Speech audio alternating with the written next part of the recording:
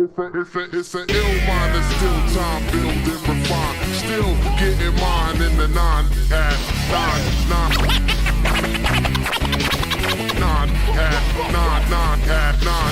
Build and refine, build and refine, build and refine. Still getting mine in the nine at nine. Build and refine, still getting mine. Geometric, 9 at 9. Sean J. 9 at 9. Stylist Chris. 9 at 9. DJ as 1. 9 at 9. 9 at 9.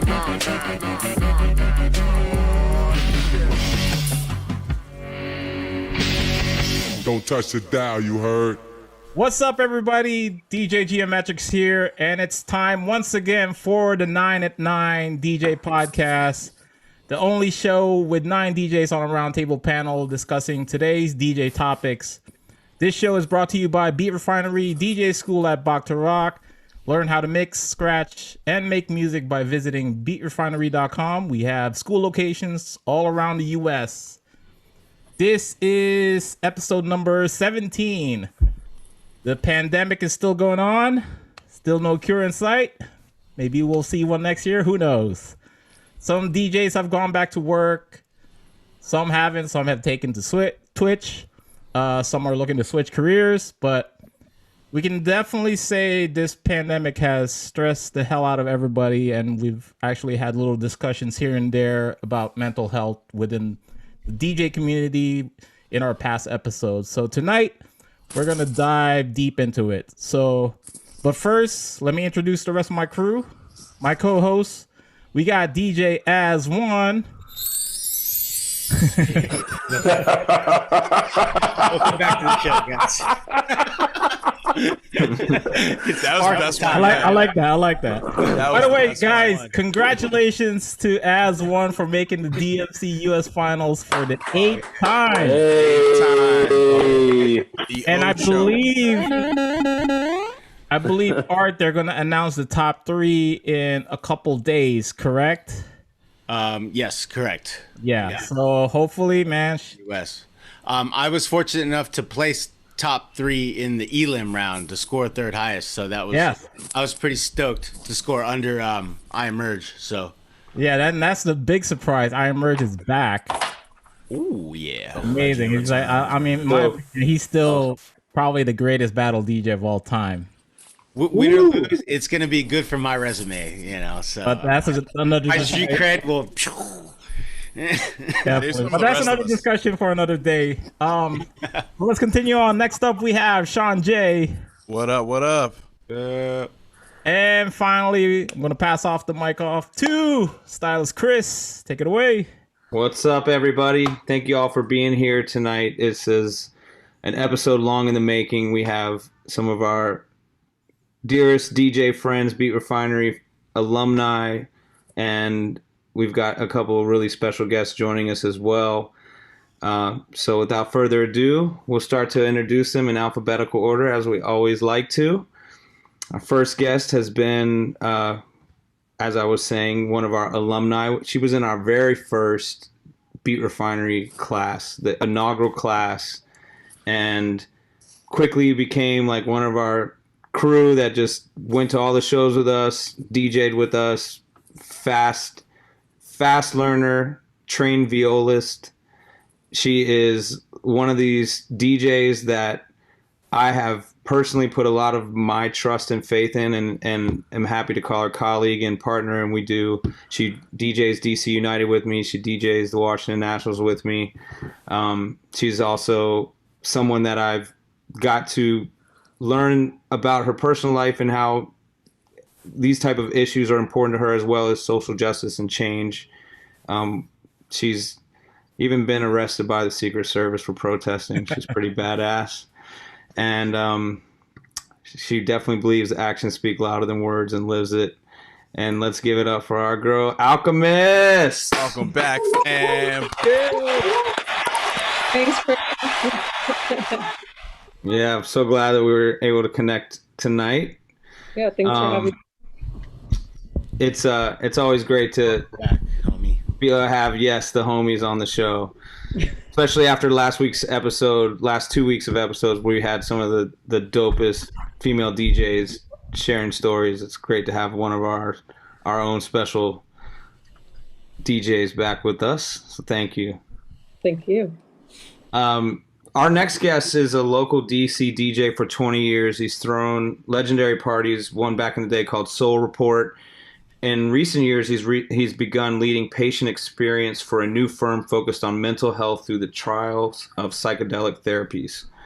This work, and with his colleagues, they're looking after and which involves helping people heal in a therapeutic setting that involves music and trials approved by the FDA for appraisal using MDMA and psilocybin therapies. The therapies target depression, addiction, and anxiety.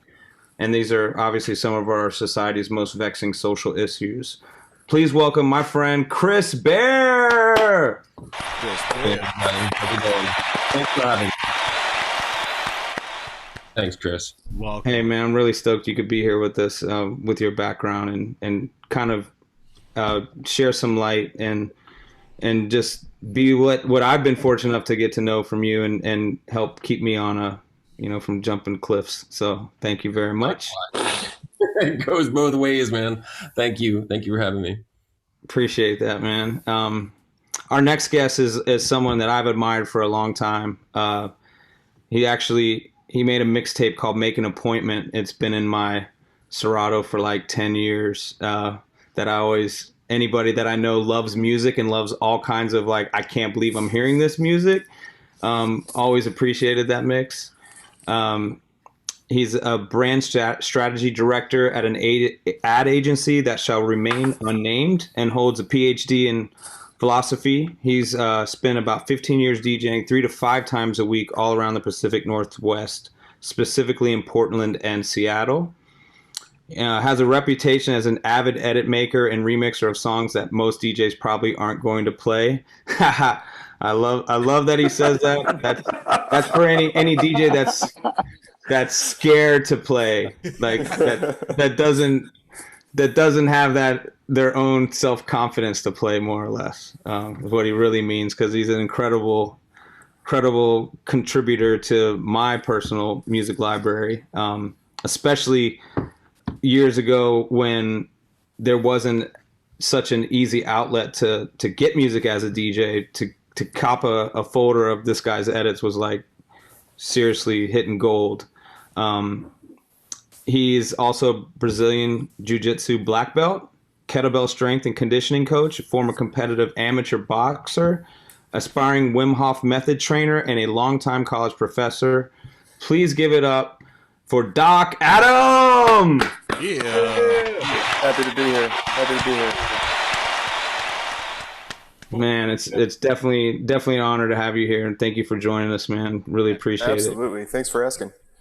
For all you guys that don't know, I highly suggest following Doc Adam on Instagram and Twitter. I get my exercise tips. I get my some nice mental breaks and mental thoughts from him. Great follow. Definitely check him out. Our next guest definitely doesn't need an introduction. He's basically the honorary member that's sat in on probably more shows than any other guest.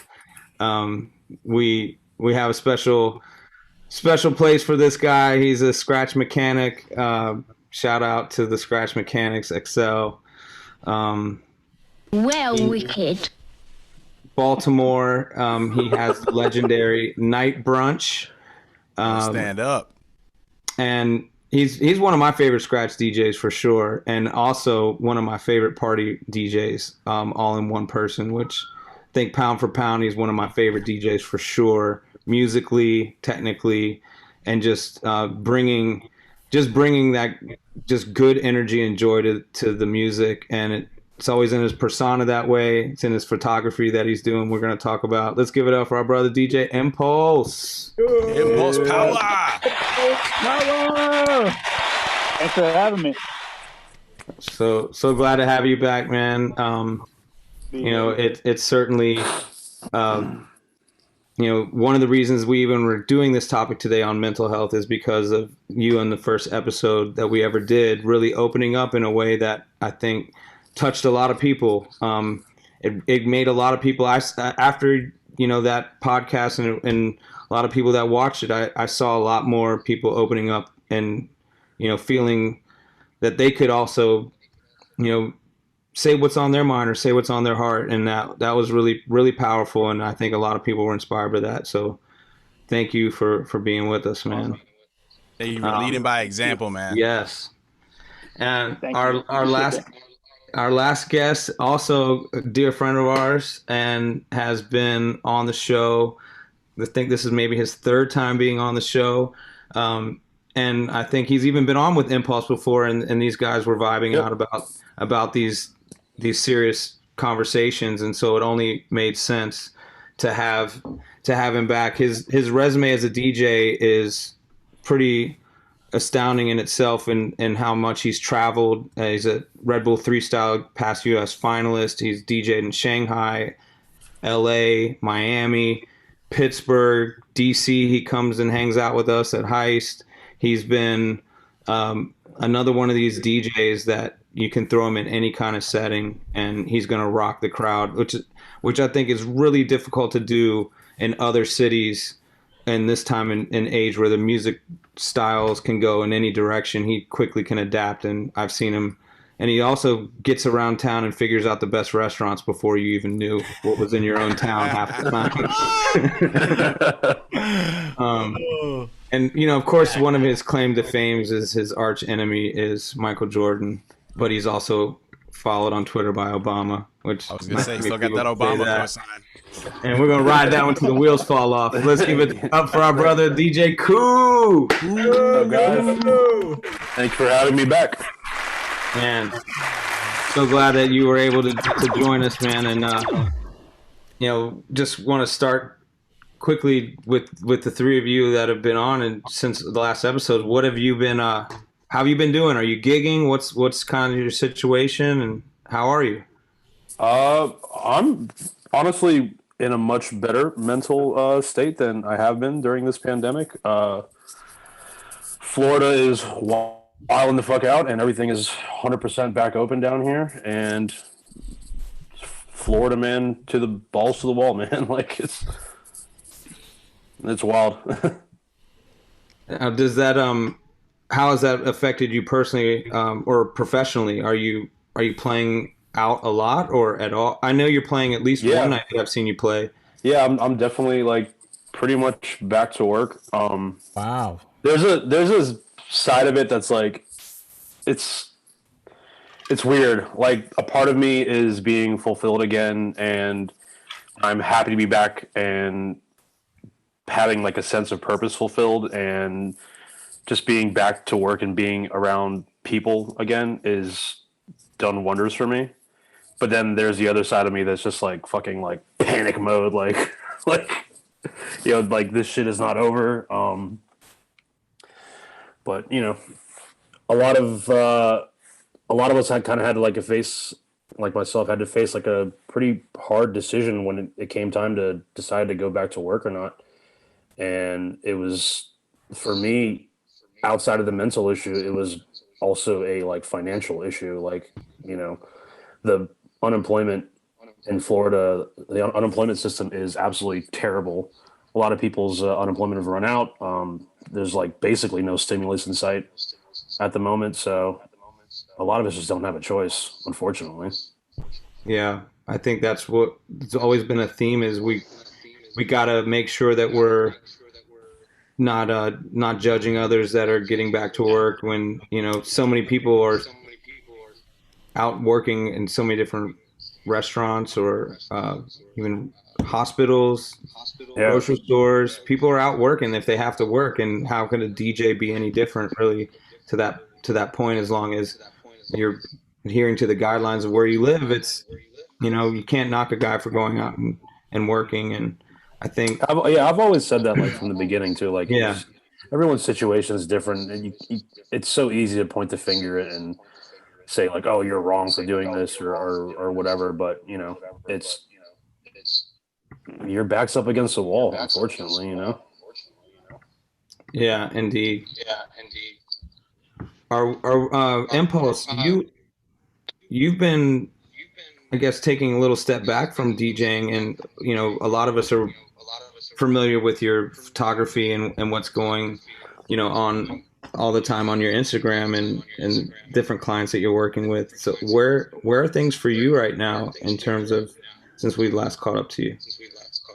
Yeah, I think I've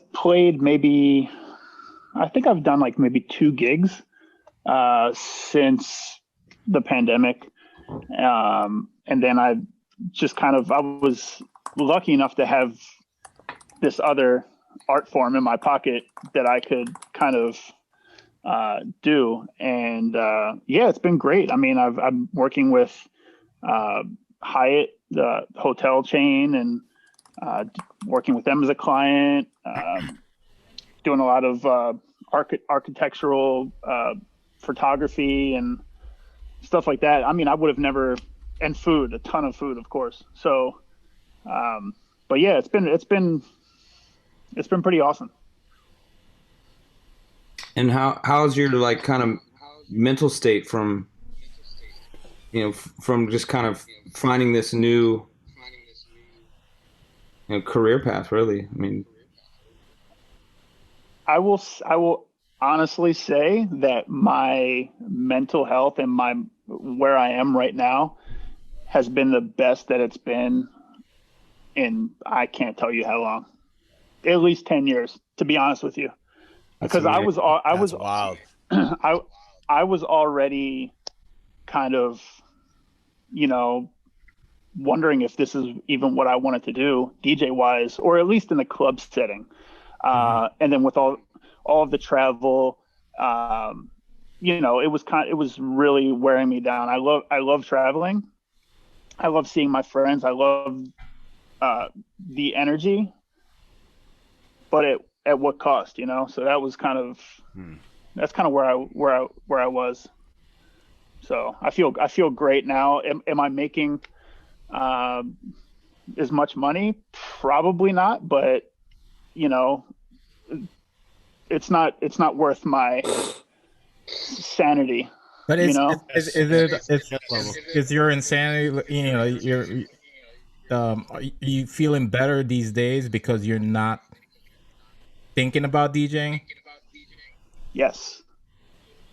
I mean, going back to like the whole stress of the DJ business and like, you know, the just stress, the stress of all of it, and like the performance anxiety, and it didn't matter where I was. Like, it didn't matter if I was in my home city or, you know, across the world. Like, it just didn't matter. I always had this like crazy anxiety. It went away when I started playing, but it was the build up to that. Oh yeah. There were like 2 or 3 things that have changed since then. Like, what are the 2 or 3 things that have really changed for your life and your behavior that have made a difference? I would say my sleep, number one. Oh wow, yeah. My sleep, number one. I'm in bed by 10 o'clock, 10:30 at night.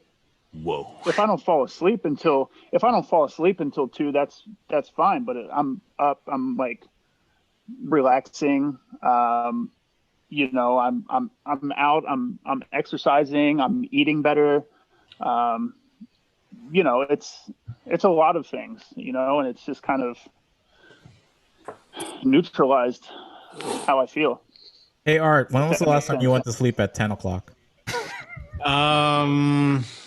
You know, I don't know. I was supposed to do something like that last weekend when I was taking care of my grandmother, but that didn't happen.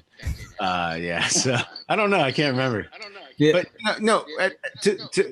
You know, to that point though, you know, I do enjoy rest so much more now at my age than I did, especially in my 20s. In my 20s, I almost kind of like told people I didn't need it. I was like, dude, 34 hours of sleep, that's all you need. And sure, that's all you need. Getting the rest is amazing. Yeah, and you need to fix that feedback art too. So I mean, put your headphones on, man. I don't think.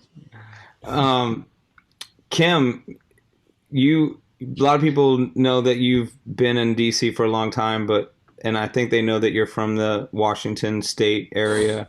But since the pandemic, you've been there, and even before we got on the show, you're kind of talking about that you're not really in any rush to make your way back over here. And even, through our business relationship, and I've been talking to you with gigs and things, you're like, nah, I'm cool on anything for now. Like postponements late into the year. Okay, I'll take them, but don't ask for anything now. So, I mean, you obviously have where you're comfortable or what you want to do. How are you just doing?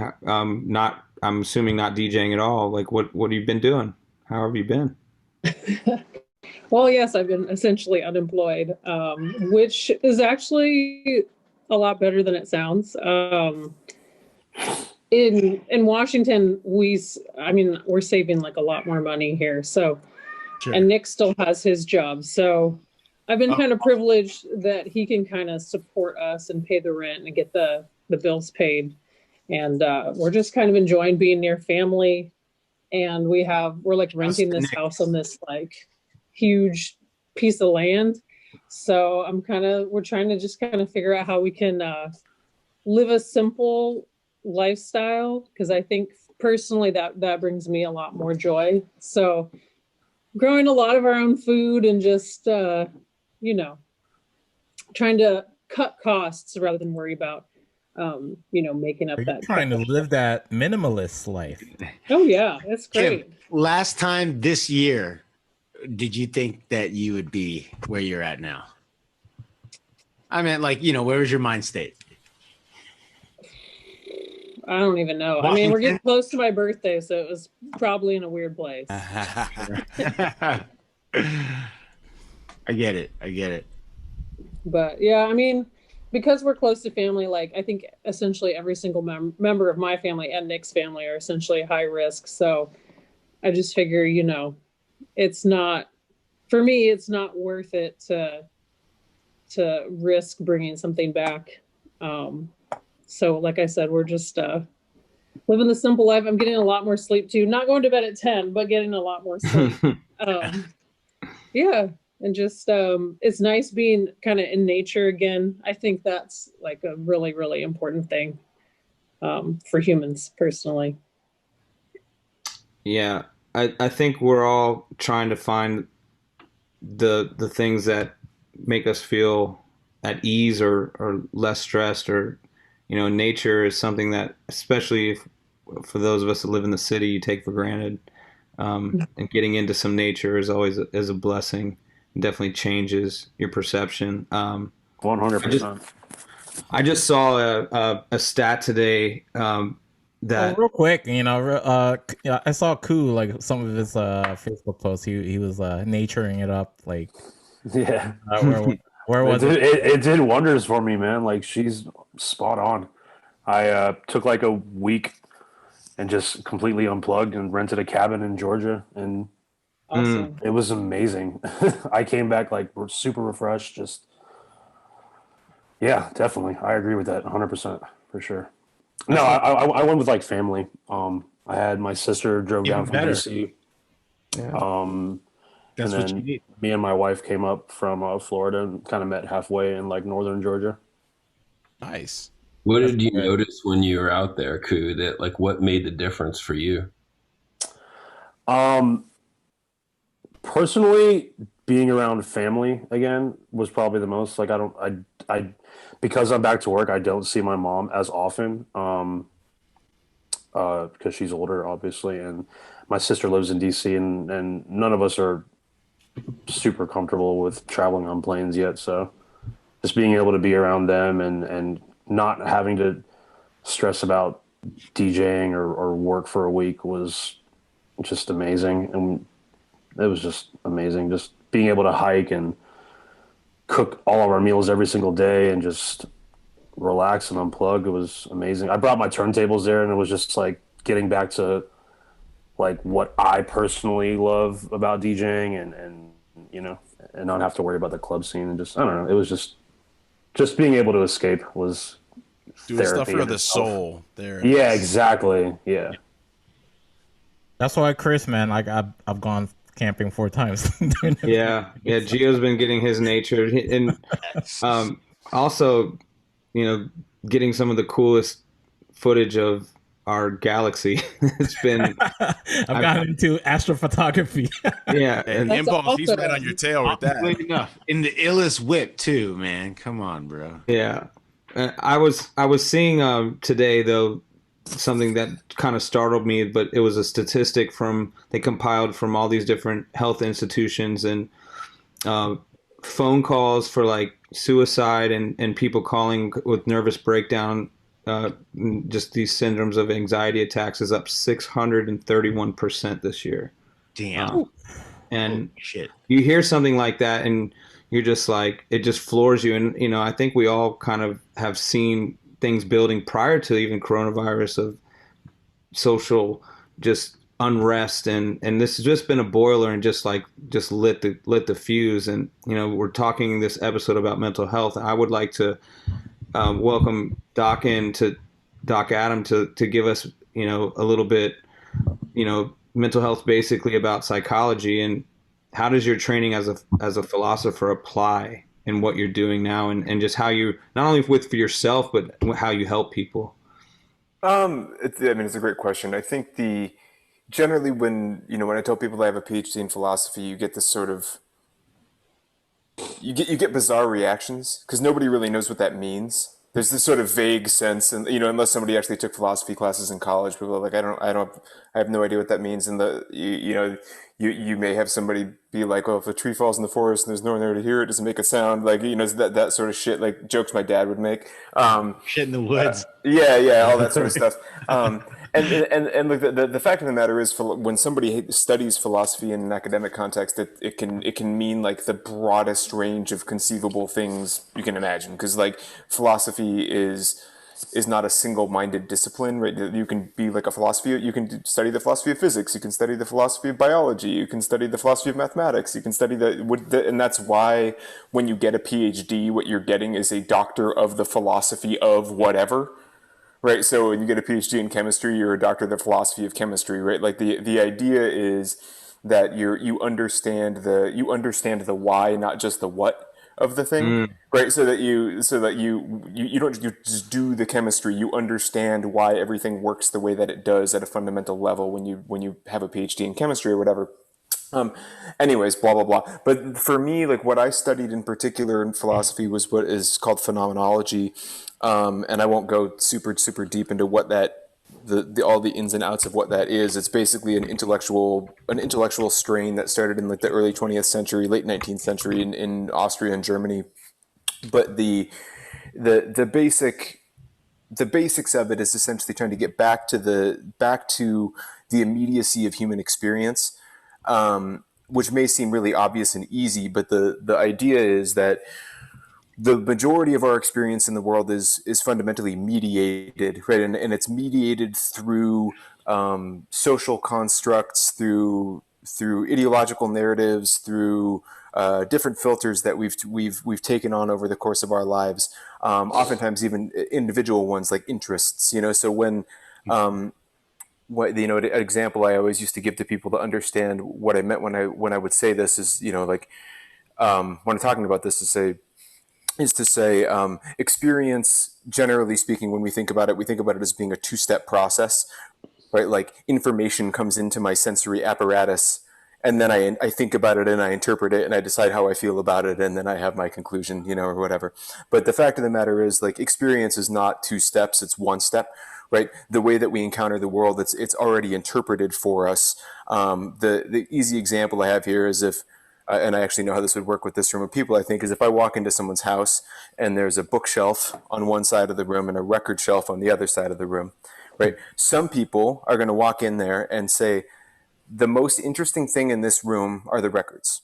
Other people are going to walk in and say, the most interesting thing in this room are the books, right? The thing is that what's missing from both of those sentences is to me, right, at the end, right? Because there's nothing in that room that is any more interesting than anything else in that room from an objective perspective. What there is what you have chosen to invest with meaning, right? Is the thing that grabs your attention when you enter, right? So we in essence are perpetually constituting our own reality. A lot of the ways in which that reality is constituted has nothing to do with choices that I've made. They're a result of the culture I was born in. They're a result of the language that I speak. Right, there are all of these other things that inform the way that I interpret the world. This is the reason I'm going on about this. Is I think of philosophy as essentially being a form of therapy, at least the way that I understand it, because what I'm doing when I was teaching phenomenology as a professor, when I talk to friends of mine now about these sorts of things, oftentimes what I'm trying to do is get them to sort of take apart, what are the assumptions, the commitments that they've made sort of unconsciously in their own mind that are determining their experience of the world, especially if that experience is making them unhappy, right? If they're feeling miserable, how much of that is a result of commitments and choices that they've made, or things that maybe they haven't even chosen to make? Like the easy example I have of that is like when you grow up in the United States, we are a culture of liberalism. Right, and liberalism doesn't mean like conservative liberal in the standard political sense. It's liberalism as a political theory is the idea that societies are an aggregate of pre-existing discrete individuals. Right, so all of us exist independently as little beings wandering around, and then we sort of got together and formed a society. Right, so the individual precedes the social. Right, that's what liberalism is as a political theory. So everyone in America is a liberal. Like you'll never meet one who isn't. I mean, you can, but it's rare. That is an assumption that we have that enables us to sort of have this like pull yourself up by your bootstraps mentality. It causes us to blame ourselves for feeling lonely or isolated. Like, oh, I'm weak, I can't just get my shit together, blah blah blah blah blah. But all of that is based on an assumption about what it means to be human that isn't grounded in anything in particular.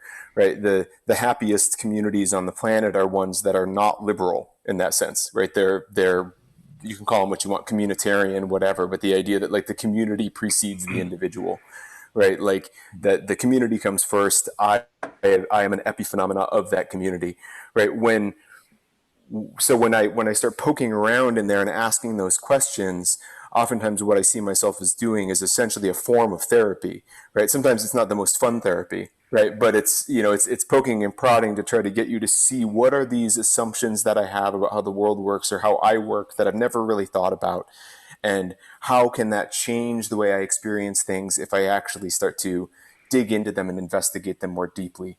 I can go on about this for days, but I'll shut up at that point in time. I got a quick question. Yes. Obviously, you've got a really good grasp on a lot of really big theory concepts. Told you his Twitter takes a while to read, didn't I? No, man, this is fascinating. I feel like an idiot, but I like learning from people smarter than me. So I want to ask kind of I'm ready to sign up for class. Sign me up. I want to ask like an easy transitional question. Yeah. Does understanding philosophy and psychology help you as a DJ on the dance floor in picking the next song to like move the room? Yes, it does, but in ways that I think are relatively simple. Ironically, the first piece of advice I ever really got when I was learning how to DJ, I started DJing in 1998. In my dorm room, freshman year of college, University of Michigan. I'd been a drummer. I still play the drums, but I was a drummer before that, playing in punk rock bands and hardcore bands, and I continued to do that for years and years afterwards. Nice. But freshman year in the dorms, you can't bring a drum kit, so I was like stressed out. I was like, what the fuck am I gonna do for music? And I was like, scratching is a lot like drumming, and so I bought a turntable and whatever, and I started meeting some people. And kind of somehow or another, because I was just annoying and I think just like pestered people constantly, became a bit of a mentee to a guy, a DJ in Ann Arbor in Detroit named DJ Jam and Jay. His name is Jamil. He's been DJing since like 1983, something like that, and he's still playing today. And he's way the fuck better than I've ever been. But he told me because he plays the craziest stuff, because he started DJing when, like, if you ask him, Jamil, what kind of DJ are you? He says, oh, I'm a hip hop DJ. But to him, the roots of the 80s, absolutely. Yeah, but to him, that's a style. It's a style of DJing. It's not a genre, right? Yeah. It's about how you play. It's not about what you play. Yeah. And so he grew up listening to, Electrifying Mojo, Jeff Mills, when he was the Wizard, doing all of that shit live on the radio. That was like his inspiration to learn how to DJ. And so he would always tell me, like, your job as a DJ is to try to introduce people to cool shit, right? Thing one. The way that you introduce people to cool shit, this is where the philosophy starts, is making sandwiches. Right? And I was like, what do you mean making sandwiches? He said, well, you got to give them something. You give them something they like. Some, a little bread on the one side, a little mayo on it, whatever. You put something in the middle that they don't know yet, but feels familiar enough to the thing that they liked on the other side. And then on the other side, you throw something else that they like. Right. And if you make that sandwich enough times in the same club, in the same room, to the same people, that middle piece of the sandwich can eventually become one of the pieces of bread. Right. And then that can become your mechanism to introduce people to new shit. Right.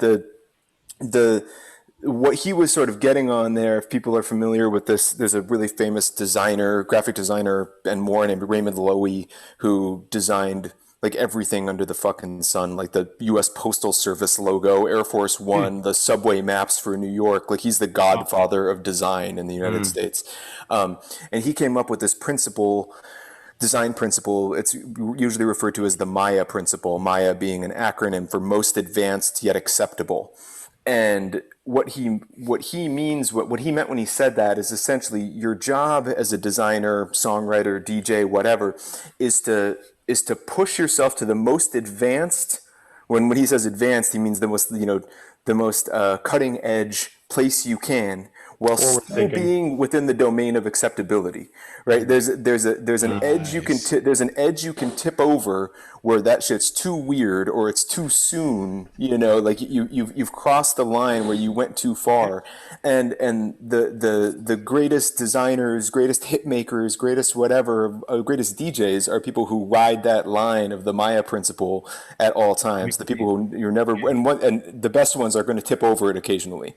And you're going to be like, whoa, why did you do that? That was very weird. But like that, ironically, thinking about DJing through that filter is very much Jamil telling me to make sandwiches. It was the same thing. It's like you're finding the acceptable thing. You're finding a way to push it a little bit further, right? But to do that, you need to assess your audience, right? Here's some non-philosophy for you, the way that I used to DJ. And I'm sure Brian has heard me say this before, but the Doc Adam method for DJing, walk into a room, stare at the crowd, do an ocular pat down, figure out the median age in the room, right? So the median age in this room is 26 years old. What year was a 26-year-old in middle school, right? So you figure out the median age, you figure out what year that median age group of people was in middle school, and every third song you play is from when that group was in middle school. And you will have a slap and set at all times. I've never heard somebody succinctly explain that idea, but I've been doing that for years. I never didn't know there was an easy way to explain it. That's crazy. Like a lot of my wedding clients, I always ask them, like, what year did you graduate high school? Yeah, that's my go-to. Them and their friends are like always like going back to like their high school, college days as far as like songs. But yeah, well, I mean that instead of giving mayo, you give them truffle, garlic, aioli. There you go. This is a lot of that's just like a feeling to a lot of DJs, and that was like you said, that was a great explanation of to maybe. Well, this goes beyond. It goes beyond that in the sense that every generation thinks their music was the best music. Yeah. And it's because it's you shaping that individual's life is being shaped, and that's the soundtrack to it, and that's their comfort zone, and that's why they don't want to. That's why they still want to listen to 80s new wave, and even anything that you would give them now that's almost sounds exactly the same. They're like, I'm not feeling that, because they'd rather have. I only listen to yacht rock. brings them. And I mean, want to bring. Only listen to the yacht rock. Can I say one thing about that, Chris, before you move on? Yeah. What's interesting if you think about that, why do people get stuck in that era, right? And I mean, I'd actually be interested to hear what Chris has to say about this if we get further along down the line. But when we're teenagers, our prefrontal cortex, like the rational part of our brain that really drives the motors of the accountants that are handling the boring labor of checking the boxes throughout the course of your life, whether those are actual physical accountants or other forms of accountants.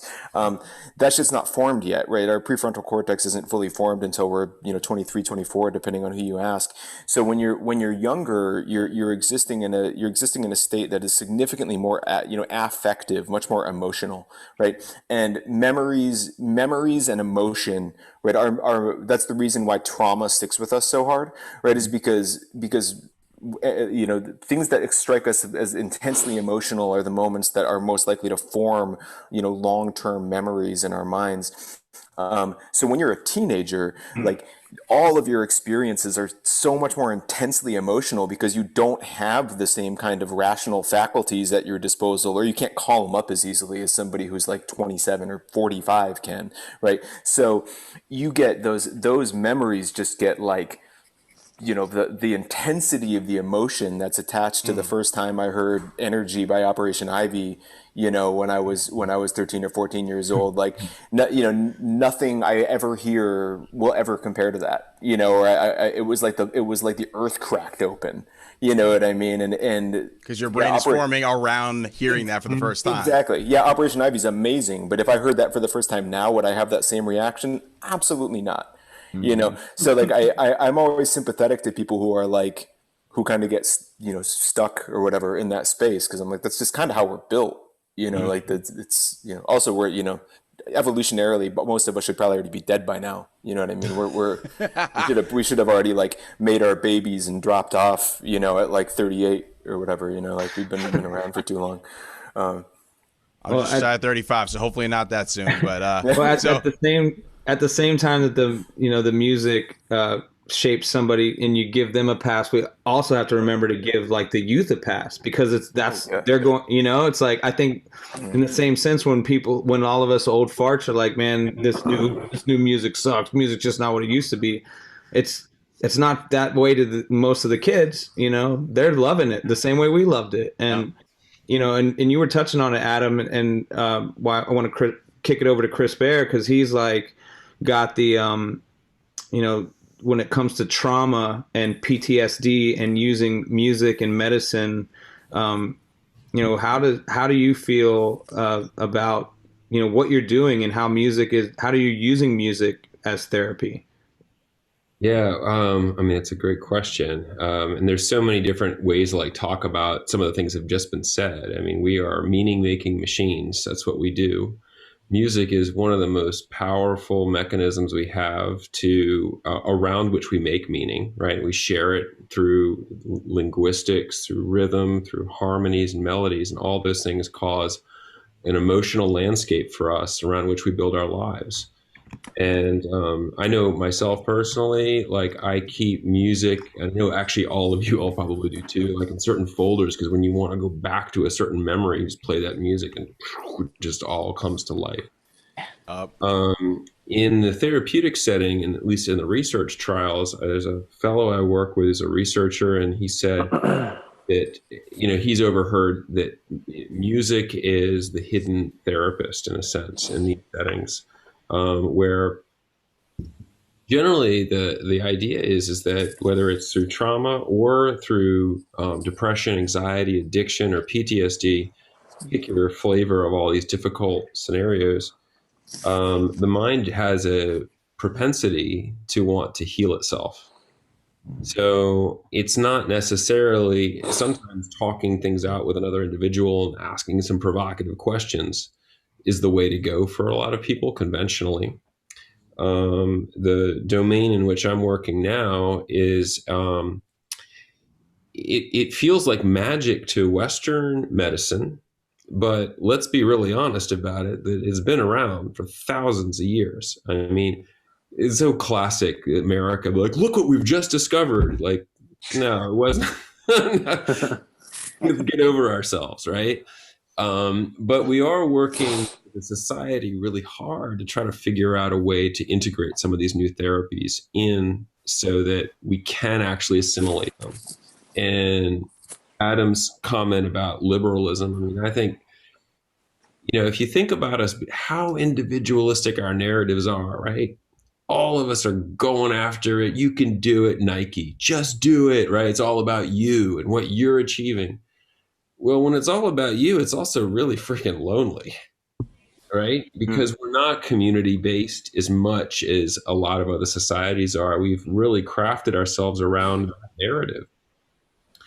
So every now and then, at certain points in our lives, and it happens a lot, you see it a lot with men in their midlife, and I think women, generically speaking, forgive me if I'm generalizing too much, but have a little bit more emotional connection with their friends than sometimes men do. Right? We're kind of suck at that at times. We find ourselves at like a dead end. We're like, holy crap, my stories aren't working anymore. I'm lonely as hell. What the fuck? What happened? Which is why these kinds of conversations are so important, because unless we surface it, we really don't have a chance to move it from what we would say in the therapeutic setting from subject to object. And by the way, I'm not a therapist and I'm not a researcher. I'm a UX designer, but I pay attention to human development. And so when I say subject to object, if you've got something inside of you that is actually fiddling with your own operating system and you don't even know what's going on, you don't notice it, there's not a lot you can do to change it. It's the moment that we actually are able to pull it out and observe it. And then we have choice. Choices may not be easy, but at least we have choice. And we may have to go through hell to get through that choice, but we can move through it. And that, to me, is the obligation we have to one another, is to help ourselves and one another with those choices. And there's a philosopher, Ram Dass, who said, and one of my favorite things is, after all, we're all just walking each other home. And I mean, that to me, that really gets me right there, which is like, at our best, we are all helping each other find our way home. And so that's sort of my thought. I'll pause there and just sort of see what comes up for other folks. I love that thought. Actually, so to bring it to the rest of the DJs, I think that what you said is really, really prominent there, Chris, that having a space to have these kind of conversations and just share amongst ourselves and share openly for anybody watching the show. I think it's important to kind of share our experiences. So I wanted to throw it back to Alkimist, Ku, and Impulse. We were talking amongst ourselves and planning this episode. There's a list of things that I'm sure we couldn't hit nearly everything on it that are like particularly triggering while you're in the DJ booth at the club. And Doc Adam, of course, feel free to chime in on this too. But I want to see what you guys have experienced, I guess, in previous to 2020 and pandemic shutting everything down, or even like right now. Are there any particularly like triggering moments that come up for you? I'd say an example for my life would be when you go to a venue and then you have a conversation with the music director. We want this kind of sound, we have this kind of demographic, and whoever was the person that booked you is not the person who's there every week. So it was the exact opposite is what you know you're supposed to do, but then you have this conflict between you and the person doing the booking about what you should play, how to do your job, and that kind of stirs up the bee's nest. So I know when it comes to things like that, that really hits me in the chest. But how about for everybody else there? Any other like particularly triggering moments that feel impactful for you as an individual or just DJs overall? That was a loaded question. Take a stab, Ku.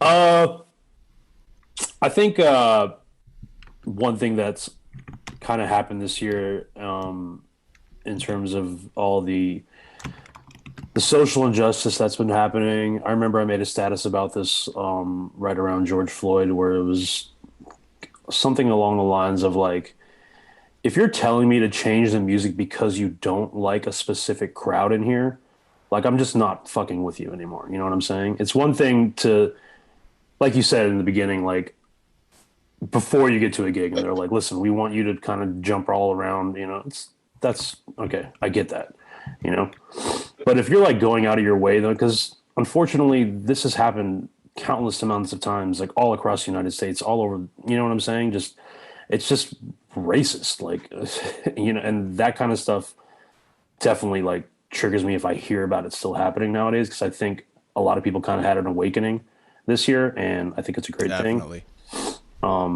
But that in specific kind of reminds me of that. Yeah, for sure. Cam, how about you? Yeah, I mean, I feel like my perspective is going to be a little bit different. I think as a female, like the nightlife scene in general is just very triggering. It's a very toxic scene. And I could go on and on about like just walking in and having people just not believe who you are, or think that they have the right to put their hands on you, or, you know, sexually molest you in the DJ booth, things like that. But that's also just, you know, true to just life as a woman. And I kind of agree with everything that Ku was saying too. Like just all the bullshit, right, is like pretty triggering. But to kind of come back to what was being said earlier, I was reminded of this talk that I went to like a couple years ago, and it was like a neuroscience meets music meets like binary code kind of conference. Yeah, it was super dope. And anyways, the guy that was talking about how, like, if you think about all the different parts of our brain as having kind of like these walls or these barriers kind of separating the different sections, he said the only thing that actually lowers those barriers and allows all the different parts of our brain to communicate with each other is music. And I thought that was really fucking cool. It's the string that's bringing all of us together anyway, as DJs, to do that for a living. All right, Impulse, last man standing. Anything that stands out for you? I know you've got a list of them, and you've told me a particularly interesting story about being in an airport after a long run of gigs. I don't know if that's something you want to share today, but anything that comes to mind, go for it. Which one was that? You told me that you had flown around a whole bunch of different places around the States, and then by the time you got back to the airport, you were like, I need to like sit down and just have some water before I could even go home, just like being completely drained out from all the travel. Oh, yeah. I mean, that shit is tough. I mean, Coop knows. But it's yeah. I mean, as far as can you guys hear me? Yep. Yeah. Okay, cool. All right. So I think, and going back to what Ku said, I'm very curious. Once we get back to some sort of normalcy, if that'll ever come up again, like, hey, chill out on this kind of music, like, you know what I'm saying, because of everything that's happened, and I hope it's genuine, you know, when we get back to it. Yeah, and as far as things that are just triggering, it's what Kim said. It's toxic. It's toxic in my mind. For me, the more time I spend away from it, the more I realize how horrible it is. You know, it's fun when you're in the moment, but it's deteriorating. Like, you drink too much, you eat like shit, you don't sleep. Like, you know, it's all of these things wrapped into one. But you know, we do it because we feed off of getting that energy from the crowd. You know, it's like it is a drug. You know, at the end of the day, it's an addiction. It's an addiction, and that's why a lot of musicians, DJs, I feel are going through this, because now we've had all this time. You're not getting that drug, and you're not in playing on Twitch or live. That's not the same. That's a whole different animal. Yeah. No, that's seeing a chat box full of people versus seeing people actually dancing is a whole nother animal. Yeah. Totally different. That's CBD. What we were doing before is THC. You know what I mean? Like, I think that's a different issue with the guys on Twitch. most of them are very, are extroverts. They're probably just, like want some connection, want to talk to people every day, that sort of thing, Totally. I remember my first gig back, like I said the same thing to myself. I was like, wow, I didn't even realize how much I missed this. Like being able to physically see people's reactions and see you kind of steer their night, like it's props to the guys on Twitch, but it just wasn't like, it wasn't the same for me. No. And that's why I picked up and did something else. Like I needed to get it out, and it wasn't the live thing. I mean, I had a strong run, and at the end of the day, it just wasn't fulfilling to me. But what I will say is, I've talked to so many people, and I've had tons of messages where what I was doing like completely made their day. Like it was the thing for people to right stop everything that they were doing on a Friday night, check in their on the whole live family stream. We're going to check in on the live stream, and it was a thing. So I was torn with that, but for me it just wasn't.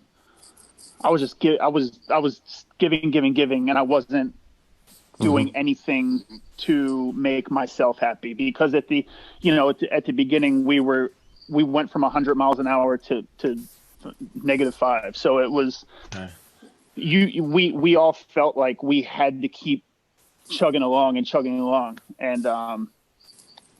and some people stuck with it. Some people found other outlets to get their creativity out, or just stopped altogether and took time for themselves to mentally heal and physically heal and whatever else. So that's what we were talking about too last time you were here. We were talking about like creative outlets, because we're all people at the end of the day, and I think with you, Impulse, that's what you found, with the photography, and such. It's like you're getting your creative energy out in the world. At the end of the day, is you just didn't sign up to make digital sandwiches.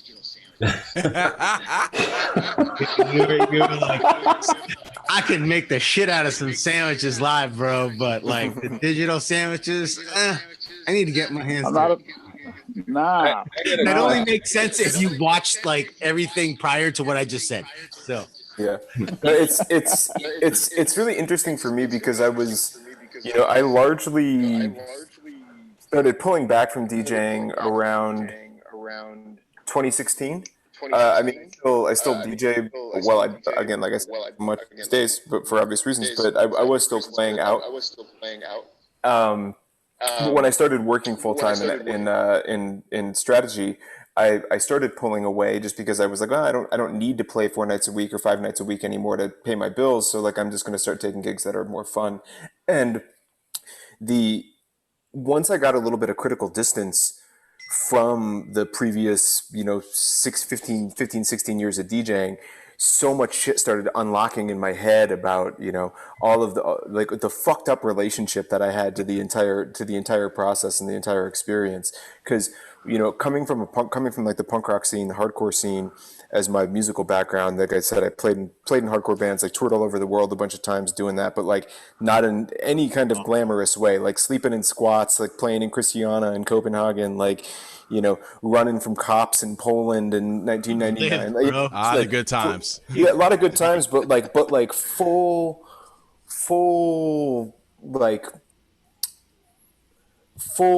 I'm trying to think of the right way to put this. I was going to say chaos, but I don't mean that in a negative way. It was nothing about it was there was nothing performative about it, even though it was all performance. It was like real, legitimate, genuine, intense passion.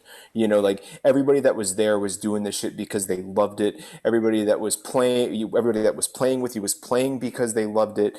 Right? And when I first started DJing, that's how it was for me. But by the time I stopped, like I didn't even listen to music anymore. Like when I wasn't DJing, I never put music on. I listened to audiobooks or podcasts because when I listened to music, I was only listening to it to think about, to assess whether or not the songs I were hearing were functional tools for me to use in a club. I was never enjoying them. Like there was no enjoyment. I was never actually like just letting the music wash over me, just listening to an album from start to finish because I loved it. It was like, I was like, is there a break in here that I could play? Is there something out of here that I could use? Is there something in here I could do for some wordplay? Like, is there something, it was always like it was always tool based. I was relating to this stuff in this very artificial, fabricated manner. And my identity had become so tied up with being like cool guy DJ in Portland, that, and the fact of the matter is, like, regardless of how I might appear here or on the internet, like I'm exceptionally introverted. Like I am, one of my friends a couple weeks ago, who's known me for a very long time from Detroit, was like, "You've liked quarantine, haven't you?" And I was like, "No." And he's like, "Yeah, you have." And I was like, "No." And he's like, "Yeah, you have." And I was like, "Yeah, fine, fuck it, I have. I like that people can't invite me places. It's awesome. Like I don't have to make excuses for why I'm not coming over to your house." You just read me like a book, man. Yeah, but the so for years I didn't realize this, but for years I was performing. It was like, which is why I've been sober for like almost 8 years, and actually no, yeah, almost 8 years. And for a long time I had to be absolutely wasted. I was still very good at DJing when I was totally hammered. I don't know how, but like I had to be absolutely wasted because that was the only way I could I could feel like I was participating in the party. Because otherwise I was like, oh, I'm the weird kid off in the corner who's playing the music with like, look at me, but don't look at me too close, but look at me, but don't really look at me. Like, take a picture of me, but don't tag me. Like, look at me and applaud me, but please don't come into the DJ booth and talk to me. Like it was this, like awkward back and forth of navigating that relationship. And like now I record a mix every week. I usually post them on Mixcloud, but I literally just like go in my closet and I'll just be like, if I heard a song earlier that day that I was stoked on, that's the first song I play. And then from there I have no plan. I'm just like, let's just see what happens, and it's the most fun. I have so much fun. And like, sometimes my wife dances in the bedroom a little bit, but like, that's it. Otherwise it's just like me, and it's just me, and I'll throw it online, and if people listen to it, cool. If they don't, well, whatever. And like, and there's some purity to that for me. And like, I'm not saying that you can't have that in a club setting. I'm just saying for me, I realized that I had a fucked up relationship with DJing that ruined my relationship with music, which was one of my, the greatest passions of my life. And now that I'm not doing it anymore, I'm actually like making music again, and not trying to be like, could I get this? Could this be a banger? I'm just like making weird sounds because it's fun, and like that's it. Like it's tight. Sounds gonna make this track a banger. Yeah, whatever. Anyway, sorry. I can so totally relate to that, Doc. I mean, like, at the end of the day, I'm an introvert myself, so I'm like kind of happy about the whole quarantine thing. Don't have to connect with other people here, but no. But as far as like the relationship, I'll be honest. I have like a bad relationship with music nowadays. It's like especially during like when I was like really like DJing nightclubs full time. You're jaded, man. We're all jaded, old man. No, but I was definitely on the ride home, man. I'm just listening to like either sports talk or like podcasts, and I'm not trying to listen to music all the times. Everything's like at the gigs, at the clubs. But yeah, that gave me, I burnt out. And I basically just like quit DJing clubs. I retired from it, but that's what I want to ask everybody else. Is like, have you experienced some sort of like burnout? Not to the full extent of like me quitting the whole scene, but like some sort of like burnout. I definitely have. There's no question in my mind. I mean, I'll just to share quickly and briefly for me. There was a point when I first went full time and going all in on the mobile gigs. I do a lot of private events, and there was a year that I think I did like 64 or something like that. in a calendar year, and I was like, this is ridiculous. And so I told myself I would never work that hard again. But then the following year, just by like the momentum that year had carried, I was still in like the high 50s, and I was like, yo, I can't do this. I physically could not sustain that. And fortunately for me, I just kind of cleared everything from my life that did not have to do with DJing. But the hard part about that was my life was only DJing at that point, and that's what kind of led me to the same thing you were just saying right there, Gio, about disconnecting from music. It was like, and Doc, you said it too, like I'm looking for a break. It's the same thing too, like with the business side of it too. It's like, you know, because like DJing, you know, in order for you to like really like progress, you got to show face and like the networking side. And for introverts, that's a hard shit to do, man. And I've had to deal with, you know, having to like really like suck it up and like try to, you know, do that. But at the end of the day, I hated that shit. Well, let's do a quick show of hands. Who considers himself an introvert? Yeah, so, and extrovert. What's funny is Who's extrovert? Art, yeah, put your hand up. I'm introvert by choice of craft, because I understand that my like what I like to do. No. You just say fuck everything. No. I can tell myself that some people get all like, you know, they get cooped up for too long and they go stir crazy. Like stir crazy doesn't happen to me. You give me information, computer, our turntables. There's a difference between being introverted and being comfortable alone. You know, but there's a such thing as not being introverted in all situations. Yeah.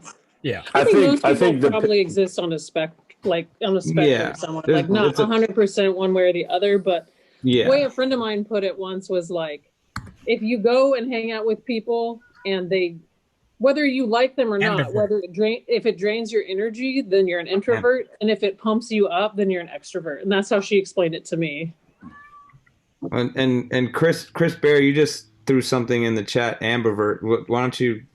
Yeah, that's what Kim's getting at, I think. I mean, there's ways you can kind of what draws energy. It's not normally always a binary anymore.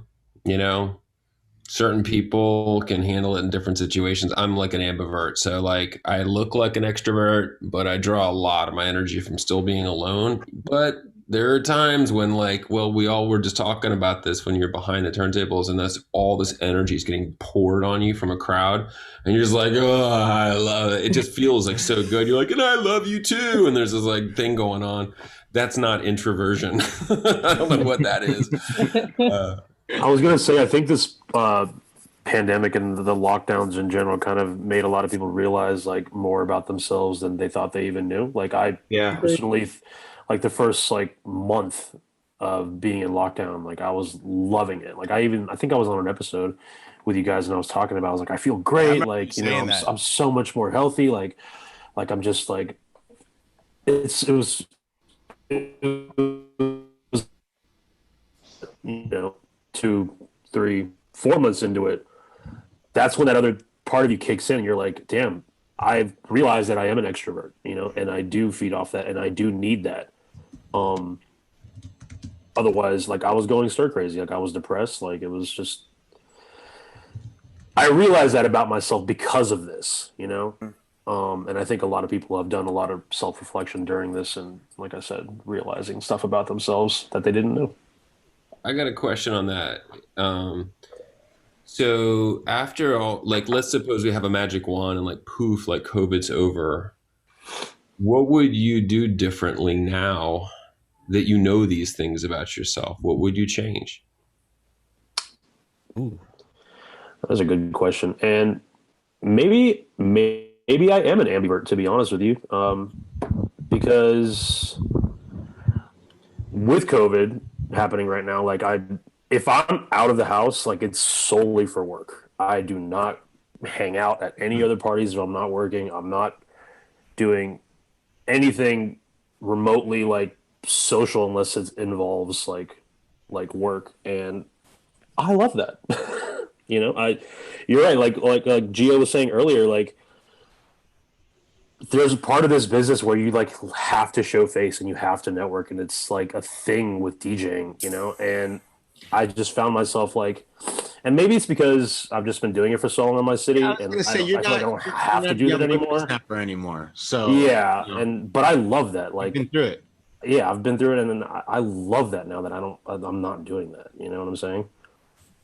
So It's a good change of pace. yeah, it is. I think it was definitely an immediate change of pace, clearly.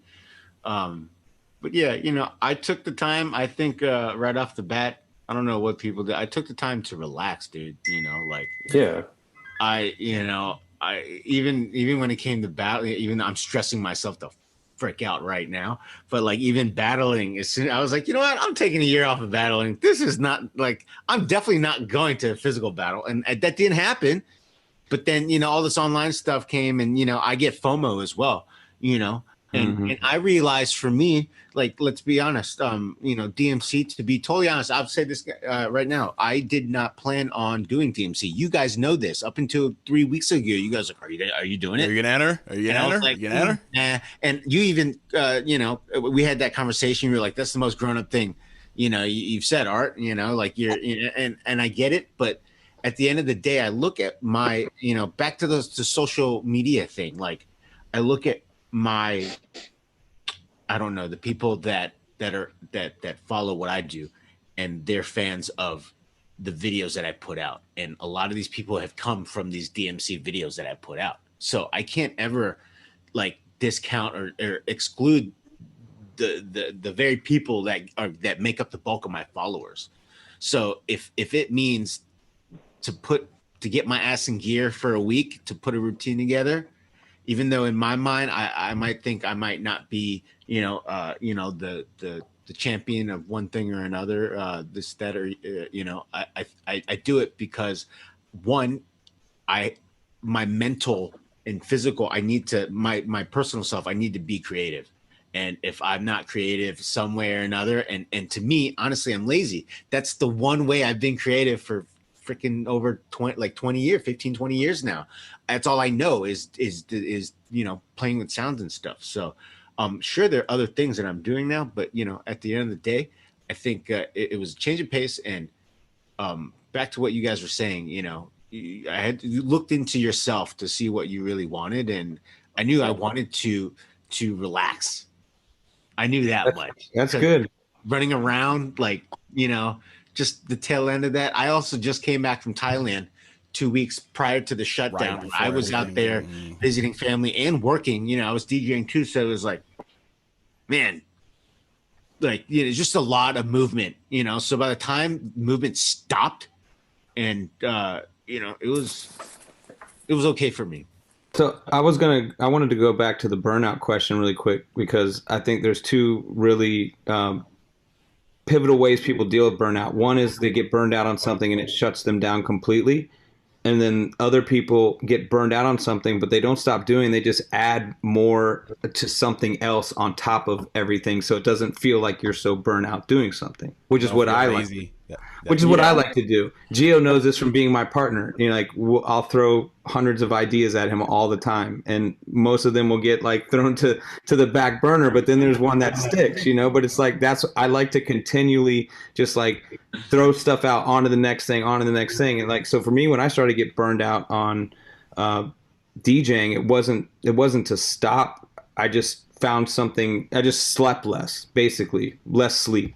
And found another hobby that was like totally outside of DJing, so it felt like I was balancing my time because I wasn't being as an adult you're willing to make, you know. Well, it was when you before 2 children too, and then your kids come along and things completely change as a DJ with kids, you know. Then the hours and I think what I learned through coronavirus and this pandemic that has been the most eye-opening is spending time on the weekends with my family, which I've never had ever. And I've pretty much been working every weekend since I was 16 years old. And so to actually be, it felt awkward at first to have like all this free time, and you almost feel kind of guilty about it. And then when you're just cooling out with your kids all the time, it made me realize that being out of the club scene is such a gift, and I don't think I could play that game. takes up too much time. And now I need to replace that. It's not burnt out. I need to actually, in a productive way, replace time with my kids and my family as opposed to DJing for gigs that money might not really be balancing and worth the time. You know, so for me now, my new rule is I don't play on the weekends unless it's a minimum number. And it's like, basically I'm only doing private events and weddings and things that are of a worth the time for the money, chasing the job. That's not going to, you know, pull me away from my family. And that's like it's such a gift through all this. They got to realize that to take you away from the family. That's really it took a pandemic. It took a pandemic to make me be like, yo, this kind of not the road I want to go. I still will DJ. I still love doing parties, but I'd rather do parties, not like the weekly grind. I tell you what, the big difference between like doing a party and like a night brunch, you know, something that you care about, an event, a one-off, or just being in the hustle again of 4 or 5 nights a week up till 3, 4 in the morning. It's just, I think to add on to that too, like one of the things that I was doing, like when the lockdowns like first started and we were all like, everyone jumped on like streaming like immediately, and I was doing it too. I was like recording mixes and doing like live sessions of shit that I would never play in a club, you know, just getting really creative with it, stuff that I wanted to play, just stuff that really fulfilled me. And I wasn't thinking about music so like mechanically, as Doc Adam put it. Just getting back to what I love about music and the specific types of sounds that I personally love, but just could never play out. And what ended up happening off of that is I recorded a mix, and it was like a lot of like future beats, like a lot of soulful stuff, R&B, house forward kind of music that I just don't get booked for ever. And I put a mix out, and this spot that I'm currently now doing on Fridays heard it, and they hired me for it. And now I have a gig that is just like super fulfilling to me. Like, you know what I'm saying? Like just really, really dope, cool, fun music that I would never, ever have a chance to play before. That's dope. That's perfect. That's really, really good. That's definitely a plus of the lockdowns for sure for me. Plus. But real quick, guys, you know, like Chris was saying, you know, family is important, you gotta find time. But this episode, we're out of time. So that's gonna do it for us for part 1 of this episode. We went a little bit over time, but we had some great stuff there. We'll be back next week, Monday night, 9 p.m. East Coast time, with part 2, along with the same group of people here, you know, we have here tonight. By the way, for everybody tuning in to our show on Twitch, please stay in the chat. We're going to pay it forward by supporting another DJ and rating their channel once our show goes off the air. So stay put, stay for a little bit. But if you missed any of our episodes, you can watch our past shows on facebook.com/BeatRefinery or youtube.com/BeatRefinery. If you prefer to listen to the audio side of things, this episode will be uploaded this Thursday to Apple, Spotify, Amazon Music, wherever you consume and listen to all things podcasts. So make sure to click like, comment, and subscribe to all of our different platforms, whichever you prefer. So from all of us, thanks again to everybody for tuning in. We have one more week until the big election. So make sure to rock the ballot and vote. Everybody vote. Vote. Get that sticker. Yes. Keep wearing a mask and spread some love. We'll see you guys next week. Everybody say peace. Peace.